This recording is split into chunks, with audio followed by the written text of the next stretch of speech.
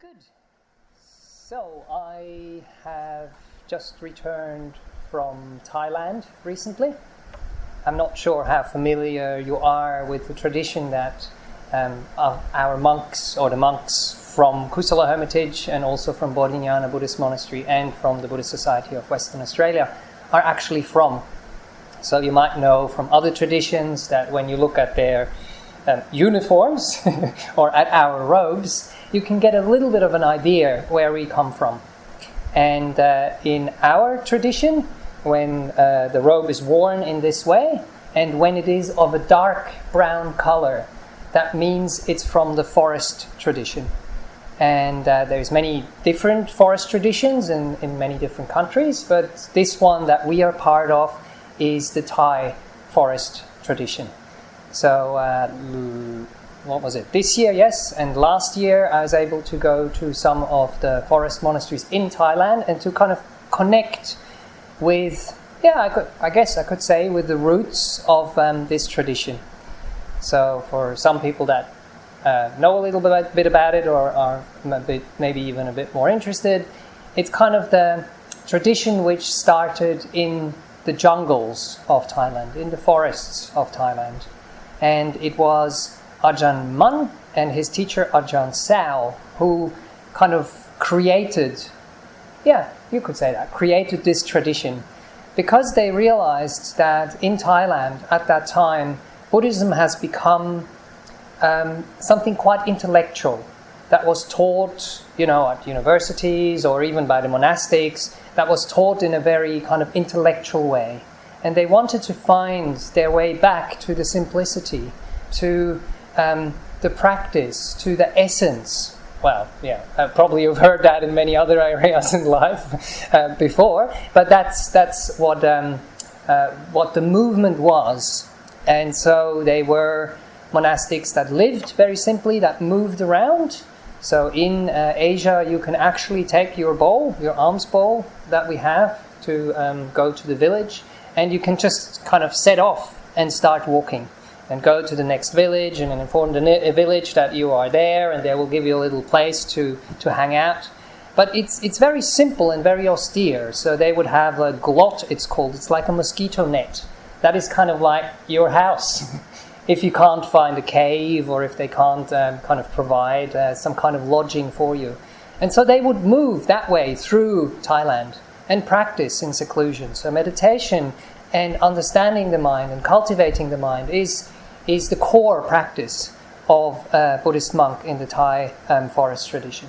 Of course, it's important to know the teachings and to know where it comes from and to have some inspiration and to be together with other monastics, to have a relationship with the lay people as well that support you. But the practice of watching your own mind, understanding your own mind, purifying your own mind is actually very important. And then as those monastics did that, the people started to respect them for what they were doing, because it was quite hard to live in that way. And through that respect, they would actually very often, when they were on Tudong, when they were wandering through the countryside and just staying wherever they could stay, there would be an offer to those monastics and say, look, we have a piece of land. But very often it was a piece of land that they couldn't make use of. So one of the monasteries I stayed in was literally a jungle, kind of forest perched onto a mountain, like thick, with mosquitoes and malaria and animals and all sorts that are hard to live in. But the land was offered, and the monks went there and set up their glots, their little mosquito nets, and started living there.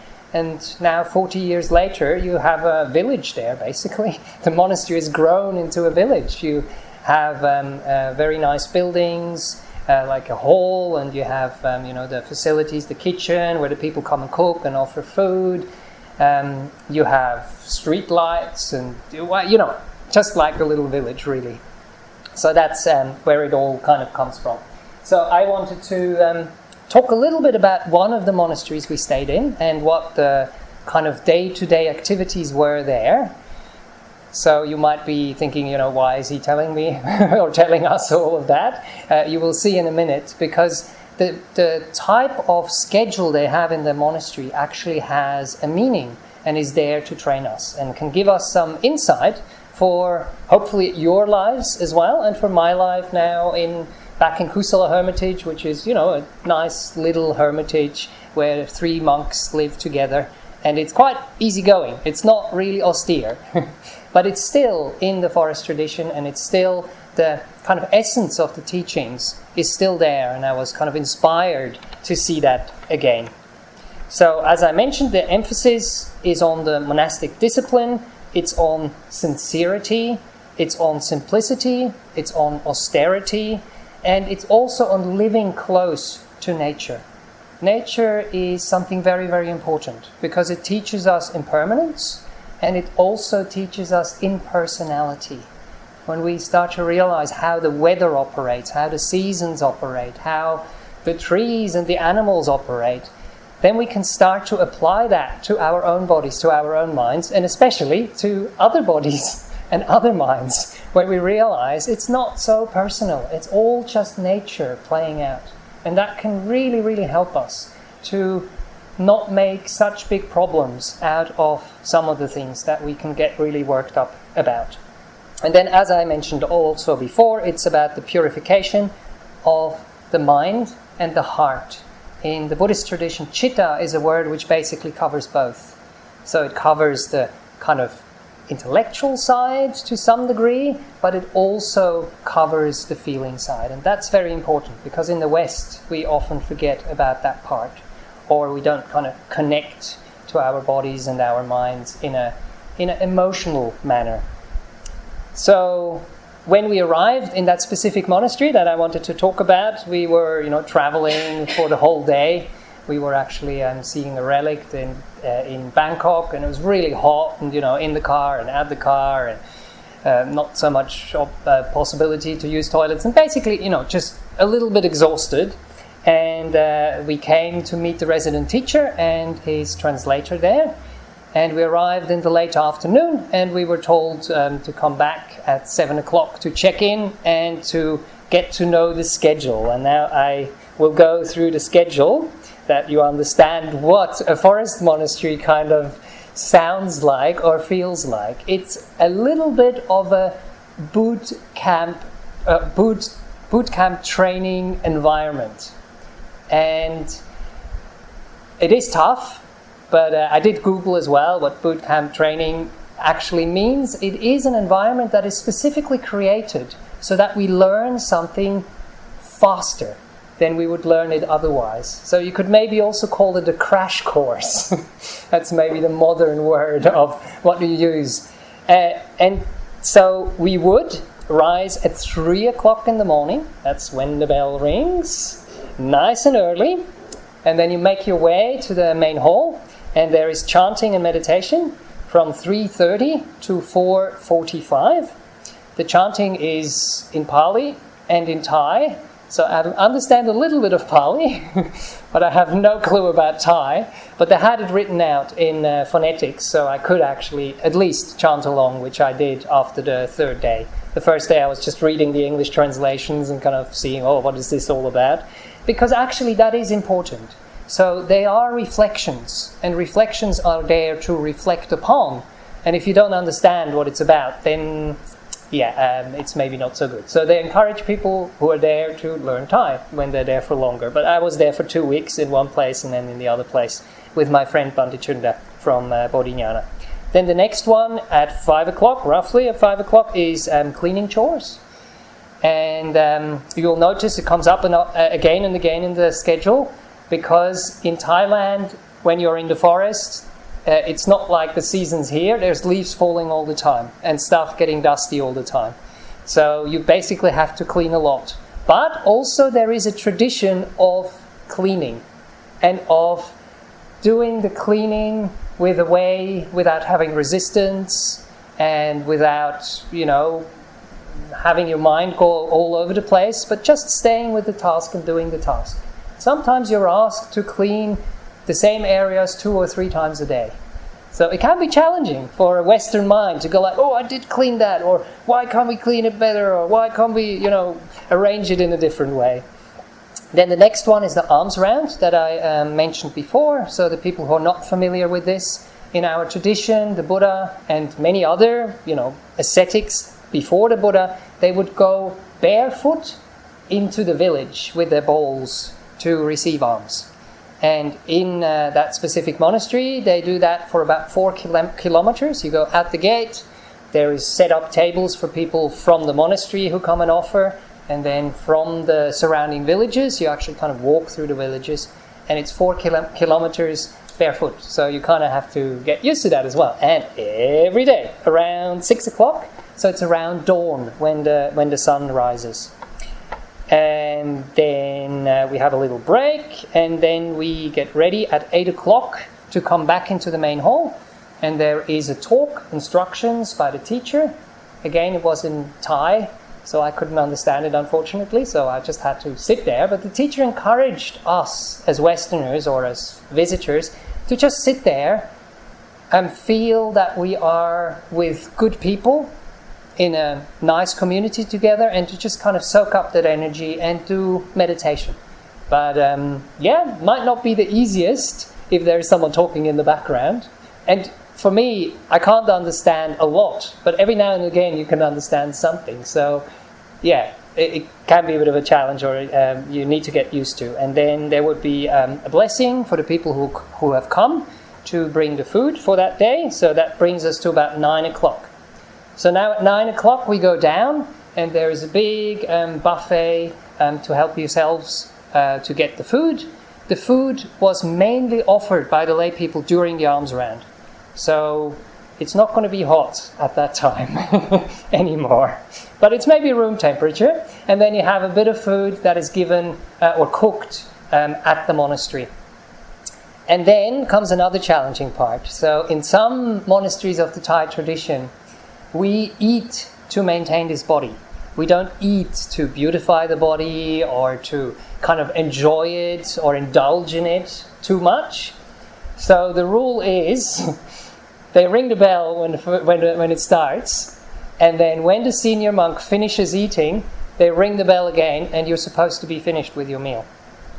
And that was tough for me because I'm not a fast eater, and I need quite a bit of food to maintain this body, because I burn up a lot of food for some reason. So eating in 15 to 20 minutes was a challenge. But again, it was training too. And I'll talk about that a little bit later. So how can you actually just give in to that? Rest in reality when you're doing something that you might not agree fully with. Next thing. So after that's done, you wash your bowl, and then you start doing chores, more cleaning again. And then when we clean, then we bow to the teacher, a picture of the teacher on the wall, bow to the senior monk, and then you go back to your room. But we were asked to help with chores for the senior monk. So you go to the senior monk's dwelling, and you start cleaning and preparing things. And then because we were visiting, we actually wanted to see the senior monk teach the people who come to the monastery. So that would be around 12-ish when lunch is finished, or when the one meal of the day. Oh yeah, I didn't mention that. So there's one meal. There's not 2 meals, there's one meal. In a bowl, 15 to 20 minutes, that's it. Like it or lump it. And then we would listen to the teachings that he would give to the lay people, and that was really inspiring. So many people would come to see this teacher, to receive a blessing, to give some donations, and to receive some teachings. And then you had a little bit of time for yourself before there was chores again at 3 o'clock. But now we were told, well, if you practice in an environment like this, 5 hours of sleep should be enough. Maybe, up to 6, but no more than that. So, no napping after lunch. That was the instruction anyway. I did follow it for a while, but then I had to kind of find a balance for my body and for my mind, so that my energy level was okay. And then once that is okay, then you can start to kind of play around with these things. And you will notice, for people who come to meditation retreats, that you need less sleep. That when you are mindful, when you are present, when you don't burn up too much energy with, thinking about things you wouldn't have to think, then you have more energy left for these kind of things. So, out again, for 3 o'clock chores, and then there was some evening allowables. So we do get a little bit of juices or some things that are allowable at that time to give the body a little bit of energy, like honey or sugar, or the juices or tea or coffee or things like that. So it's not completely, the aim is not to starve you, but the aim is to find the middle ground. And that's one thing which is not so easy. That's something we have to find out for ourselves. So if you have a teacher in a place, he will set the example. But then you have to adjust yourself. You have to get to know your body. You have to get to know your mind. And you have to understand, am I too austere? Or am I indulging here? Or am I somewhere in the middle, which is kind of the golden means, where I have enough energy, but I'm not burdening my body, or just kind of like with the food specifically. If we eat too much, we get tired.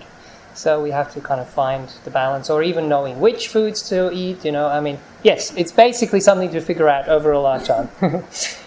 And then after another break, there is another evening chanting, 6:30 to 9 o'clock, with another Dhamma talk, with another talk of instructions. And then it's finished at 8, and you basically have an hour. If you want to go to bed at 9 and get up at 3 and get your 6 hours, that would be that kind of schedule. So now, for people who know me, I'm usually quite a sociable person. And, I have a few thoughts going in my mind, and I don't mind, sharing them or bouncing off other people. But once I've had what I just described to you that night, when we were walking back to our simple dwelling with a cold shower, usually, if you're a senior monk, you get a hot one. But anyway, cold shower, I was very, very quiet. And that was for a reason. I was preserving my energies. Because I really realized, okay, now this is what you have gotten yourself into. Now you have to really keep your mind and your heart together and watch what's going on and not waste any energy. And that's one of those things that we can learn from a schedule like that. And it's one of the things that we take into our day-to-day lives, and it's actually very, very useful for us. And that's kind of the title of this session, and probably the next session as well, is the story from Ajahn Brahm that maybe some of you know. And the kind of catchphrase that goes with it is, doing it is easy. Thinking about it is the hard part. And that's really one of those teachings you can get out of this. But let me tell you Ajahn Brahm's story first. So when he was in those forest monasteries and did what I was doing, but some odd 40 years ago or something, they had Ajahn Chah as his teacher, and they were building a big monument where his ashes would go when he dies. And they had some leftover earth. And Ajahn Chah called a meeting and told all the monks, okay, for the next work meetings that are coming for the next days, I want you to move this pile of earth here to over there. So they're like, okay, yeah, fair enough. And they knew what to do. So the next 3 days, they worked really, really hard. Wheelbarrows, shovels, sometimes apparently into the nighttime when it got dark with kerosene lamps, on top of the whole routine that I just described. And it was really hard. But Ajahn Brahm respected his teacher and said, okay, I do it for my teacher, and it's a bit of exercise, and why not, a bit of camaraderie, and all good. So they did that for 3 days.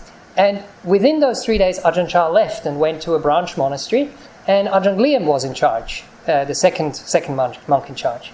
So after those 3 days, when they finished, Ajahn Brahm was like, oh, wow, this is great, but I'm really sweaty and my robes are dirty. I think it would be a good time to have a shower and, wash my robes. And by the way, that's one of the things you don't have much time either in that monastery. There's a washing day every 2 weeks when we get allocated time to wash together and dye the robes.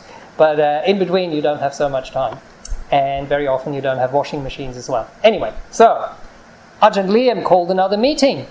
And he said, why did you put this pile of earth over here? put it over there.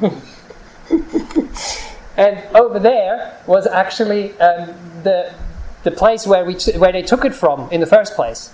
And Ajahn Brahm was like, oh, wow, man, why can't these guys, get their act together and talk to each other like we do and, kind of figure things out and do it in a rational way and not just kind of whims, whatever comes up in the moment. But he's like, okay, and another 3 days, putting it in the wheelbarrow, bringing it over, putting it on a big pile, and you probably already know what happened next. So Ajahn Brahm again was waiting again even more now. I really, really need to wash and really, really need to have a shower and just, take it easy, have a break.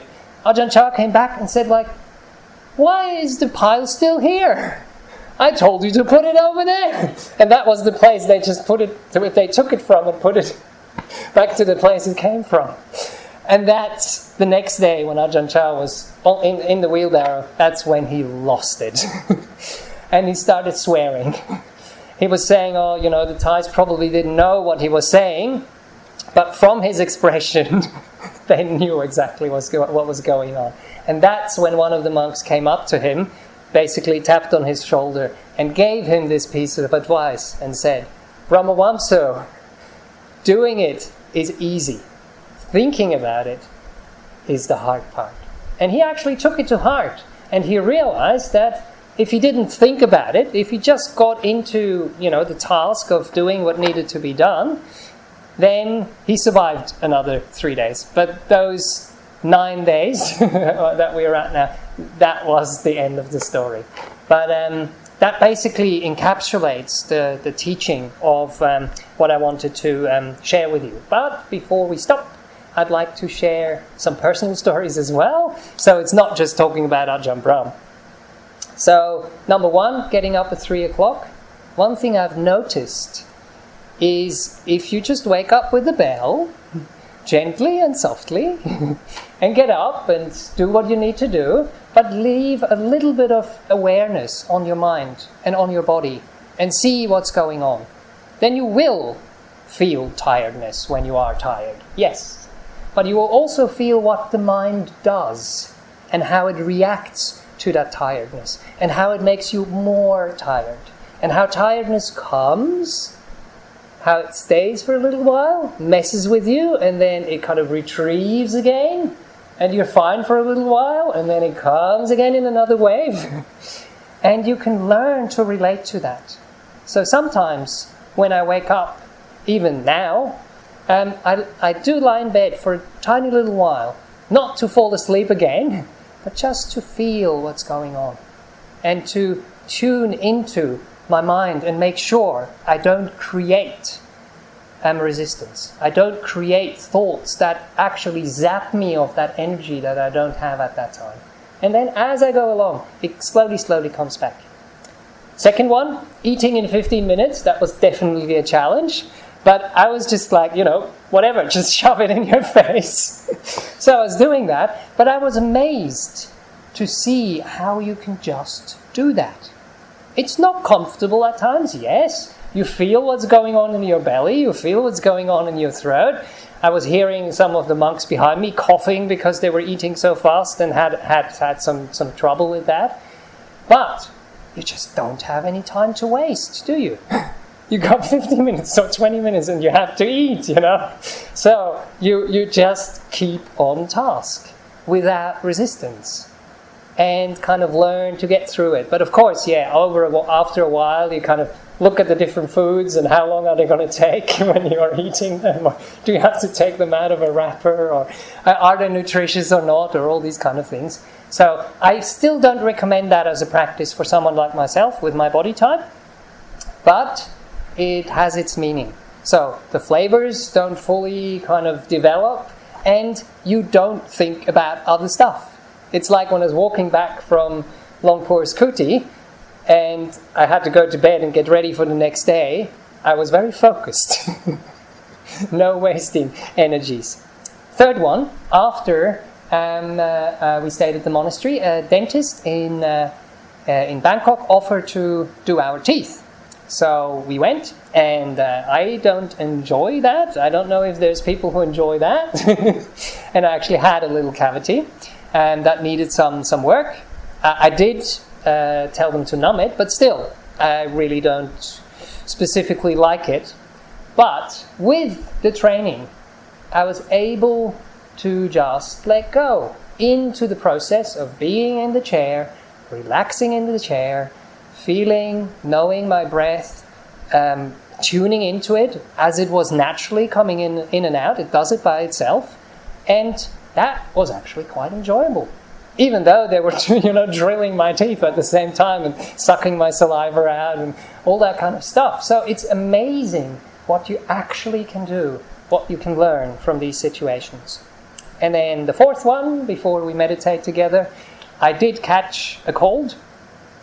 And as I was sitting in the plane, flying back home, it hit. I suddenly started feeling a bit cold and tired. So I was lucky that I had my second robe with me. We have 2 sets of robes, so I used that as a blanket. We were in a cheap airline that don't give you blankets. But I had my own blanket. I covered myself, and I just allowed myself to be sick, to feel what's going on in the body, again, to know and feel what's going on in the mind, and to just be with it, to rest in reality, to meditate, to preserve your energies. And I was actually quite okay. I did come back, and it took me about 3 days to recover from that cold, but just the normal type of what you get from a cold. So that's kind of a little bit in a nutshell what I've learned in the monastery, or in the monasteries that I stayed at, and what I will take into my day-to-day life, and what I hope is something useful for you. So you will have to adapt it to your circumstances. But just one little kind of snippet of advice, and one liner also from Ajahn Brahm is, you have to know when to do nothing and rest in reality, and when to do something. So it goes like, if there is nothing to do, or nothing you can do, then do nothing. If there is something you can do, then give it all you've got. And that's another teaching we got in the monastery as well. So the teacher was talking a lot about having joy and happiness arise when you're doing things. So when you do these things, you don't just keep out the thoughts that zap you of the energy, you also bring joy, you bring playfulness, you bring purpose, you bring happiness, you bring focus. Focus is something which makes you actually very happy if it's not a kind of a forced focus. So that's the other magic ingredients. And that's something we have to learn as well. When is the time there to just go along with whatever is happening, like when you're sick? When is the point where you feel, okay, now I need a little bit of support, I'll take some medication? But I always am very careful not to take the medication to suppress stuff, or to go back into work or whatever, and not allow my body and my mind to go through what it needs to go through. But sometimes it just needs a little bit of a break, a little bit of a break, and to recuperate. And that's one of the things that we have in a lot of our monasteries. But in the monasteries there, one of the things which I found challenging is every day. What I just described to you is not like 5 days a week and then you have 2 days off. Every day. So that is the aspect of the crash course and the boot camp training in there. So for me it was okay. I knew, 2 weeks. And I'll be in my old environment. But yes. Okay, I hope that is helpful. And I hope it wasn't too much. All right, so let's do a bit of meditation together and try to apply some of those things that I have mentioned. And then at the end, we have a bit of time for questions if you have any. Okay, so wiggle around a little bit, make yourself comfortable. Have a little sip from your drink if you need to. or if you're lucky enough to have one.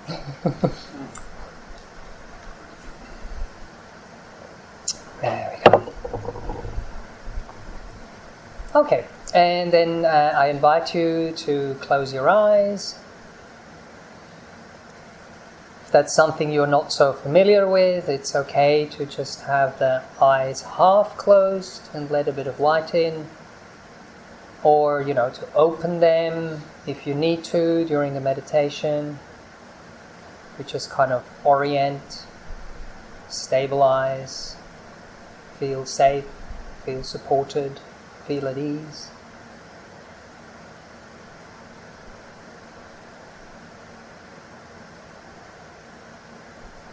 And then the task is what I was describing. The task is to know and to feel what's going on in our bodies, what's going on in our minds, in our hearts. Not in a too intellectual manner, but just knowing and feeling, tuning into, understanding, and then responding with kindness and with care.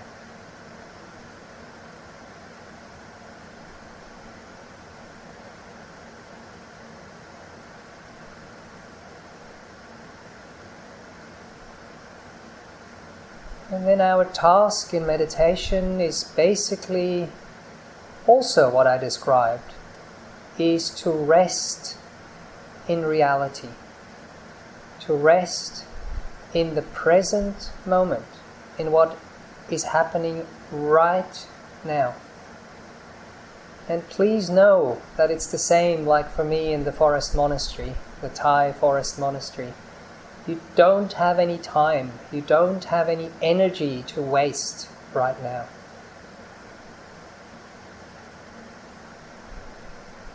And if you have that kind of sense of urgency, but very kind, very soft, not by pushing or by, a sergeant in the background telling you what to do, or with a stick or some kind of something which makes a loud noise. Very gently, very softly, allowing to focus on what is happening right now, right here, in this body of yours.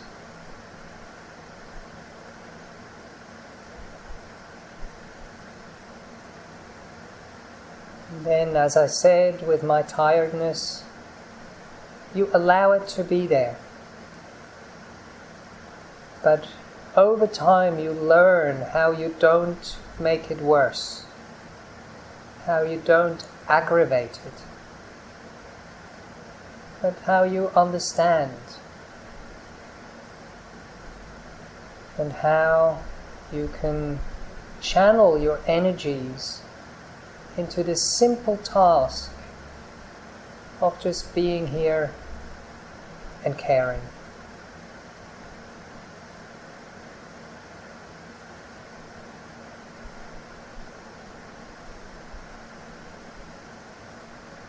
And with your body as an object, that means allowing your body to settle and relax.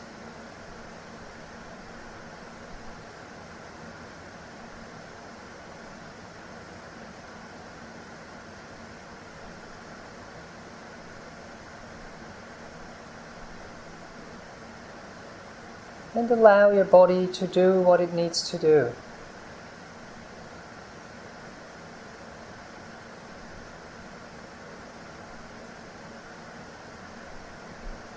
And there is kind of two types of what it might want to do. One of them is to settle, to become more loose, kind of heavy, comfortable, relaxed. And the other thing that might be happening is it's kind of like expanding,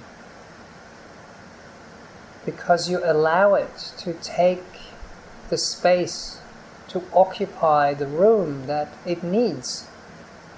It kind of spreads out into that kind, warm space of you and the chair being supportive, holding it, but very gently, very softly, very kindly.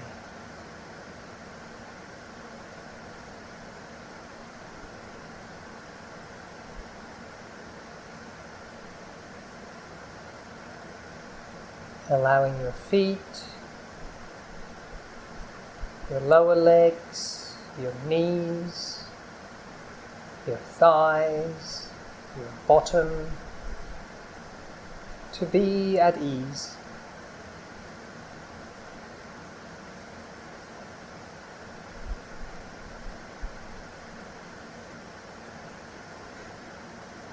To feel grounded. To feel some sort of support and stability.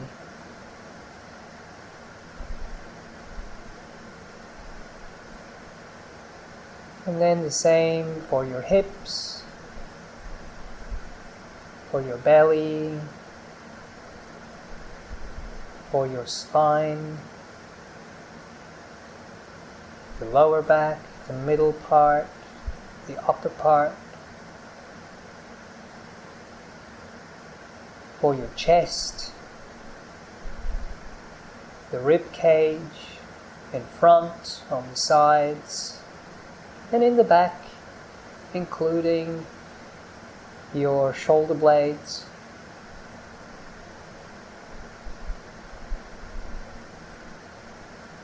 Feeling and understanding what's going on in your shoulders.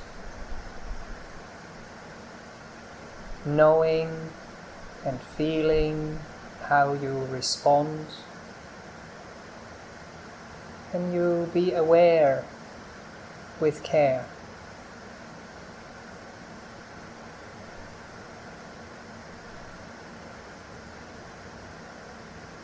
You might feel how your chest reacts, how it responds when you're kind. When it relaxes, when it opens up, when the shoulders go slightly to the back and downwards. But allow them to do it almost by themselves. Sometimes they do it by themselves.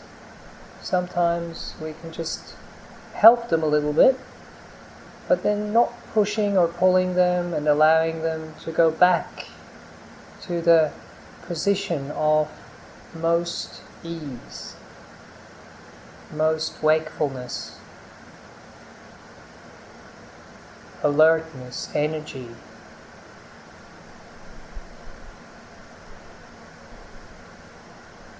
And then we can feel our arms on the left and on the right, the upper part, the elbows, the lower part, and the hands and the fingers. If they're comfortable as they are, great. But if you feel they're kind of asking for you to be moved, to be put somewhere else in a different way, yeah, please, mindfully, slowly, kindly, move, adjust. And then allow them to settle and to relax. And if they are in the right position, or if you put them in the right position, you will know. Because it feels good.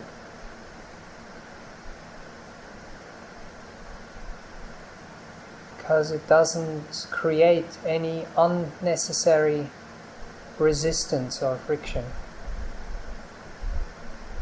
That there is some friction around in the body is normal, but we just don't add. We don't feed it. We don't encourage it. We just let it be. Just let it flow.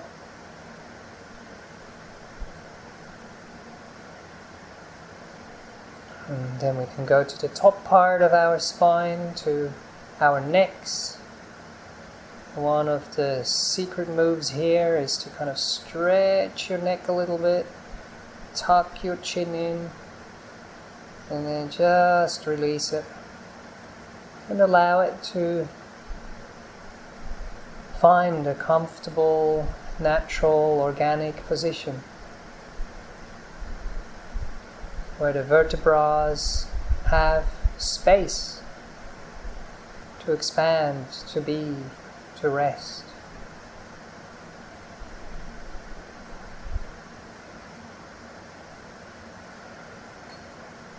And then we can allow the head to balance on top.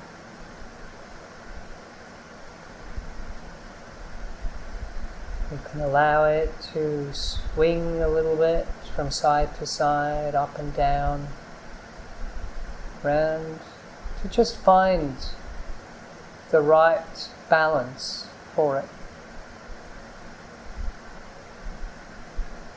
And who knows that balance?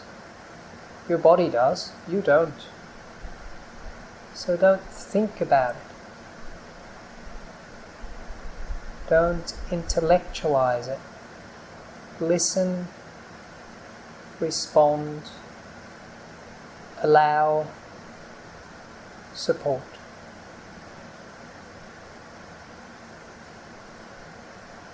We encourage the body to show us, to teach us.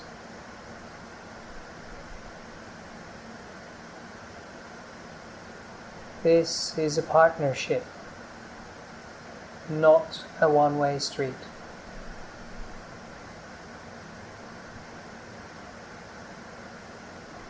And then we can allow our scalp, our head, to relax and be at ease.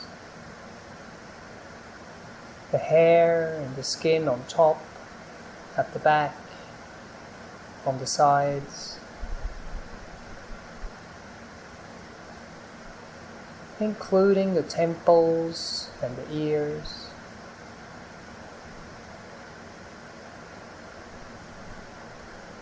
Feeling into your forehead.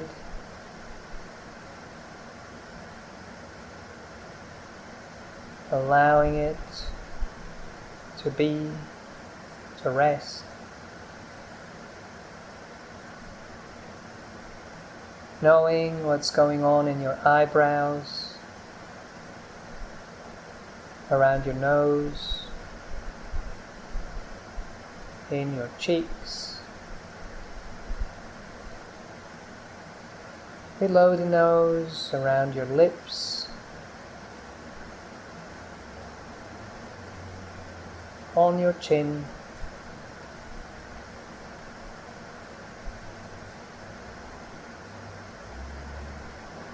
connecting to your tongue, connecting to your jaw, allowing them to rest.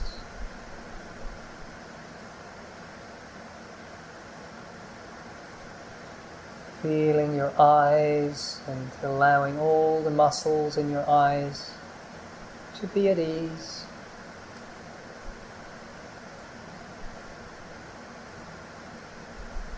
Relaxing your eyelids. And then allowing this kind of attitude spread throughout your whole body, into your brain, down your throat, into your lungs, into your digestive tract, into your circulation system, into your organs, that live and work in your torso, they don't really get a break either. It's a bit like in the forest monastery, isn't it? But let us allow them to flow, to regenerate as they go, as they do their vital work, not making their job harder, not telling them off or being demanding, but having gratitude, encouraging them, being on their team.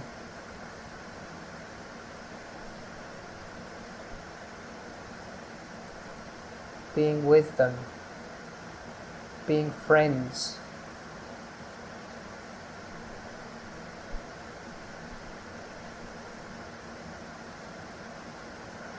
And then we can also spread into our arms, all the way down to the bones and the muscles and the sinews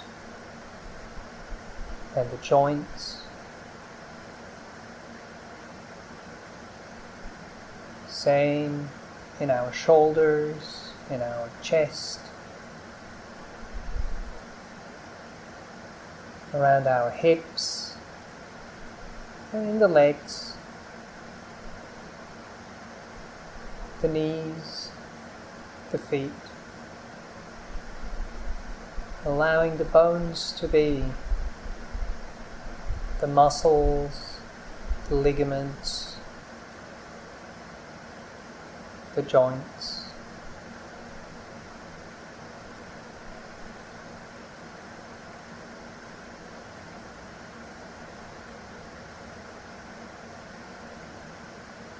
And as we learn to develop this beautiful attitude towards our bodies, it automatically affects our minds as well. Our mind states, our mood, our heart.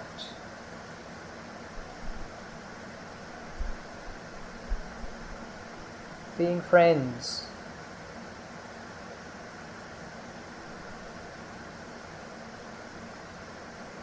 knowing, feeling what's going on, but then resting in reality with it, by its side, on the same team.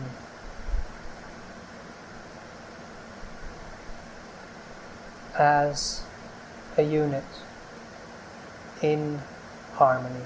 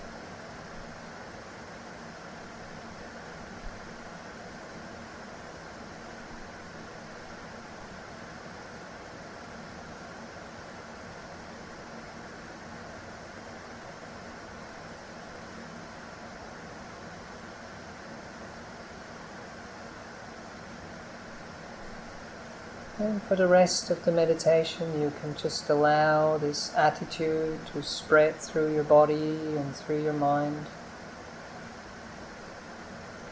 Or you can gently rest with your breath, with the air coming in and the air going out.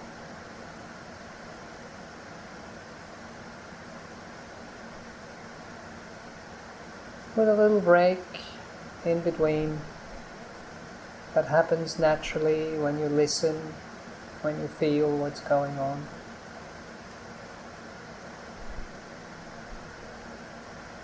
allowing yourself to go with the flow, to rest with the breath, to rest in the breath.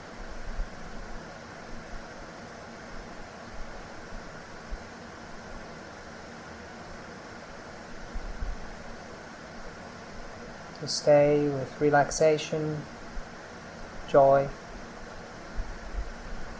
and peace.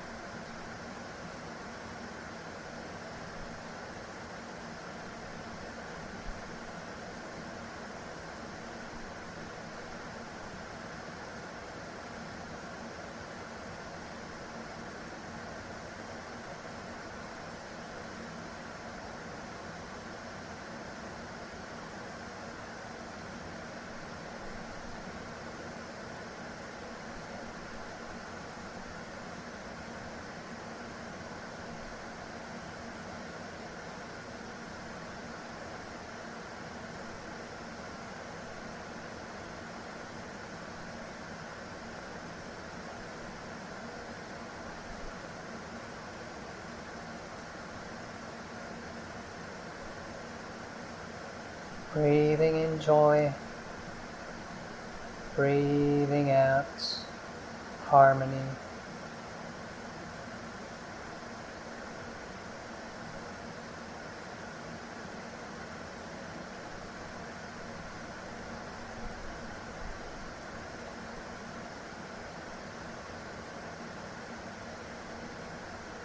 Breathing in wakefulness, breathing out peace.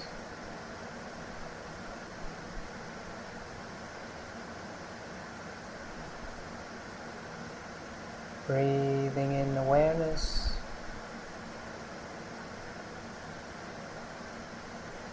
and then breathing out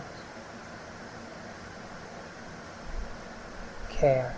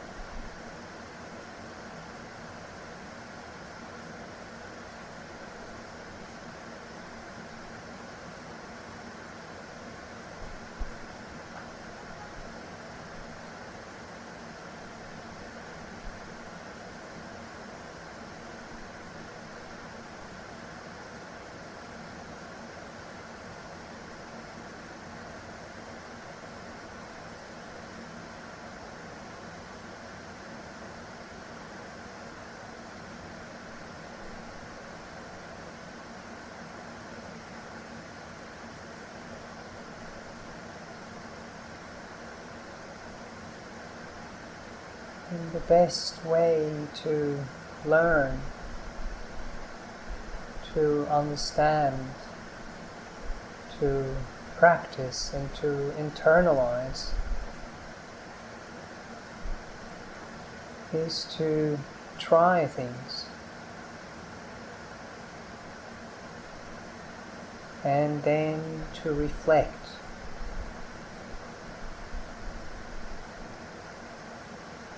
So how does your body feel right now?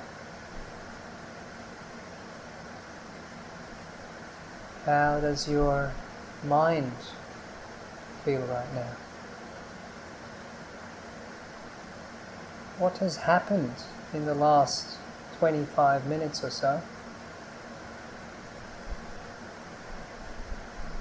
What was our attitude? How did we respond? And then based on that response, how did the body and the mind answer? How did they respond back? That's how we learn. That's how we understand. When we have more ease, when we have more peace, when we have more energy, then we are on the right track. When we feel drained, when we feel irritated, and the irritation increases rather than stays or decreases even, then we have to ask ourselves, why? What are the causes? What are the conditions? How can they be changed? How can they be adapted?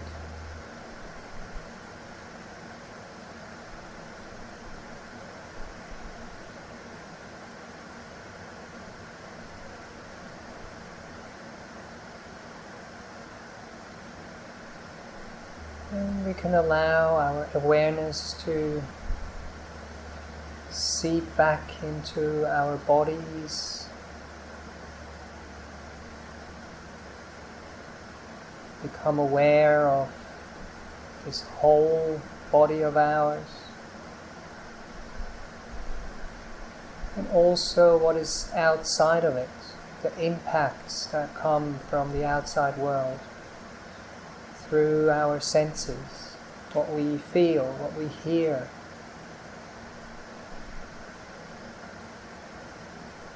What we kind of touch, what kind of sensations are there on the skin or within the body.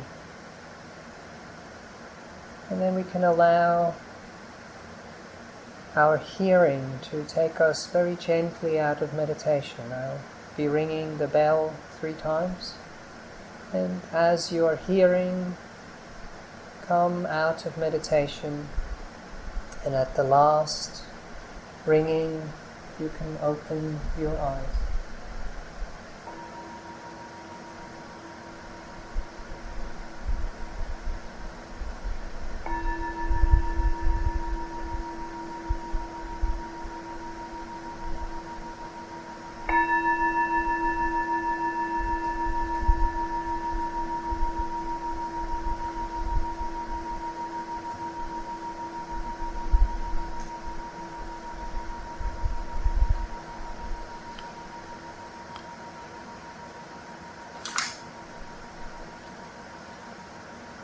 Welcome back.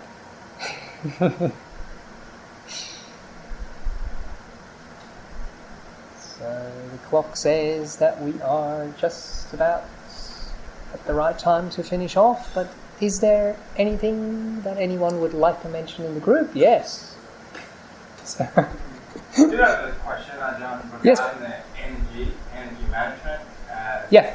So it's like the 2 questions that are interrelated. So my question is around how do I push the boundaries to give up on my sleep and then focus more on meditation and Yes.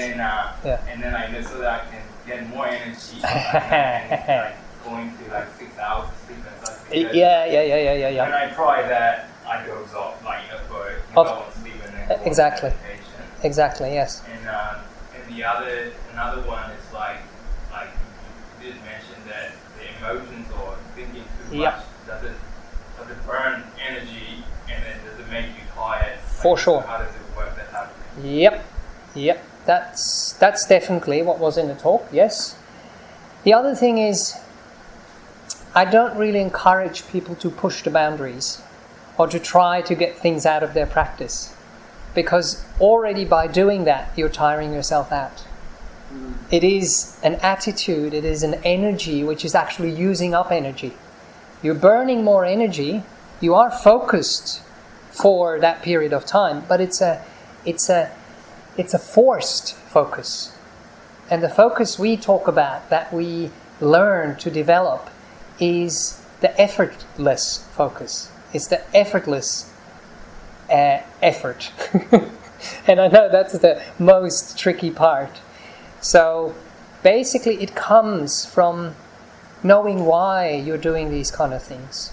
Having a selfless attitude towards those things. So you're not trying to get anything out of what you're doing. You're actually renouncing. You're actually giving. You're actually serving. You're actually helping. And if the work that you're doing is something where it's easy to think about it in this way, then that can be really useful.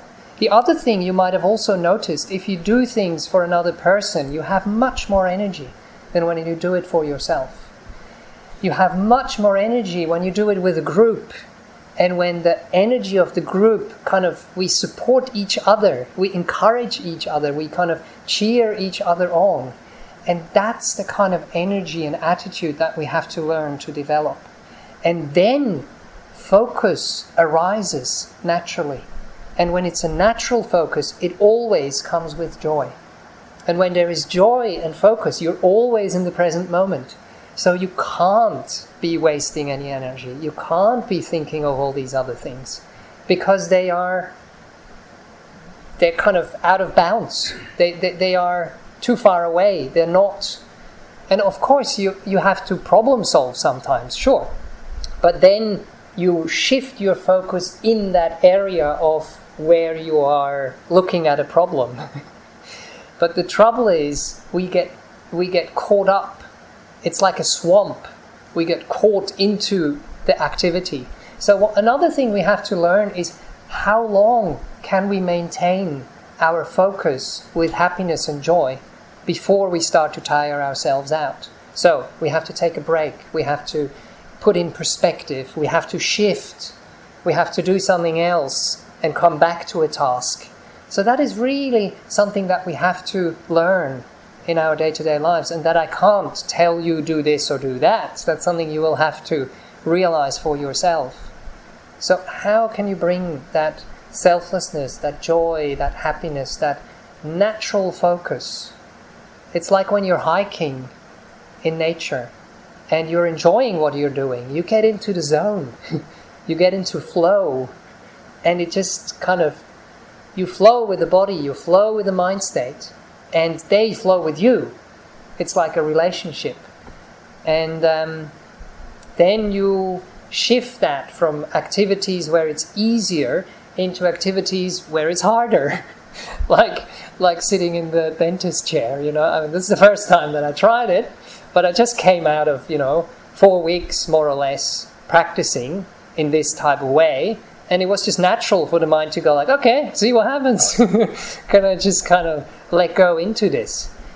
And another thing is we have to realize how much influence we have and how much influence is coming from the outside. And we usually overestimate and overemphasize the influence we have. And we get stuck on that. And we don't cooperate and bring in those other energies that actually influence the situation as well.